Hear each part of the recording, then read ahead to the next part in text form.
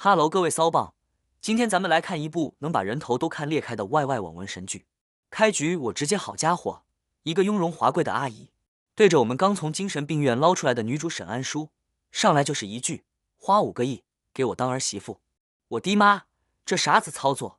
现在找儿媳妇都流行去精神病院团购了吗？还直接给5个亿的 KPI， 这是拯救家族还是打年度总决赛啊？原来这位首富阿姨的宝贝儿子宋晨，被一个名叫沈清月的绿茶给迷得神魂颠倒，天天搁那儿当舔狗，家里的首富地位都快被舔没了。为了挽救这个恋爱脑儿子，阿姨想出了一个逆天战术，以茶治茶，以毒攻毒。她要雇佣一个更茶的，去干碎那个初级茶。而这个人就是被沈清月和他爹妈联手送进精神病院的亲姐姐沈安淑。我直接一个绷不住了，这是啥？绿茶界的内卷，请个王者代练去青铜局炸鱼是吧？面对5个亿的酬劳和重获自由的诱惑，咱们的女主安淑微微一笑。这个拯救首富舔狗儿子的史诗级任务，她接了。于是乎，安淑摇身一变，成了首富之子宋晨从乡下来的未婚妻林初，空降到了贵族学校。刚到学校，就目睹了堪称下头男行为大赏的一幕。那个沈清月正对着舔狗宋晨疯狂 PUA， 说自己小门小户配不上他，但爱是无价的，不能被金钱玷污。我哭死，真的，这台词哪个上古网文里抄的？而我们这位冤种男主宋晨居然还真信了，表示要源源不断给沈家砸资源，直到他没心理负担为止。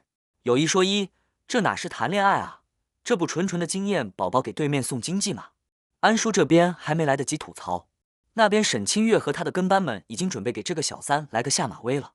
他们准备了一盆水，打算在安叔进门的时候给他来个透心凉。我寻思这宫斗剧里都用烂的招数，你们也好意思拿出来秀，简直是关公面前耍大刀，绿茶祖师爷面前玩茶艺。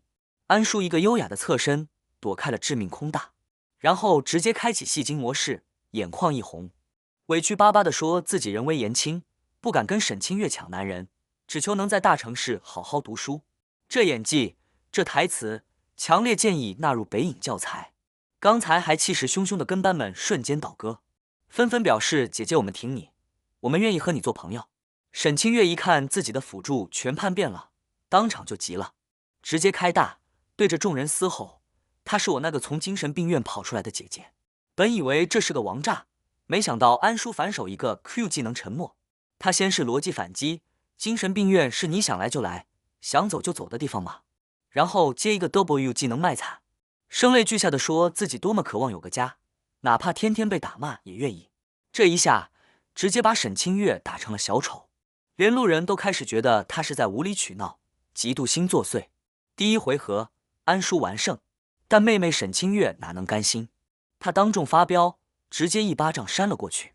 就在此时，舔狗男主宋晨赶到，安叔抓住机会，脚底一滑，精准无误地倒进了宋晨怀里，然后他用那双水汪汪的大眼睛看着男主，颤抖着喊出一句：宋晨哥哥。我的妈，这一声哥哥的含金量，小伙伴可以把绝绝子打在弹幕上，没有任何男人顶得住这一招。舔狗宋晨当场就被上了 debuff， 反过来责怪沈清 TMD 太做了。沈清月彻底破防，形势对他越来越不利，他只能先以退为进，假惺惺的道歉。为了安抚女友，宋晨送了他一对昂贵的耳环，顺手拿了个廉价发卡补偿安叔。你以为这就完了？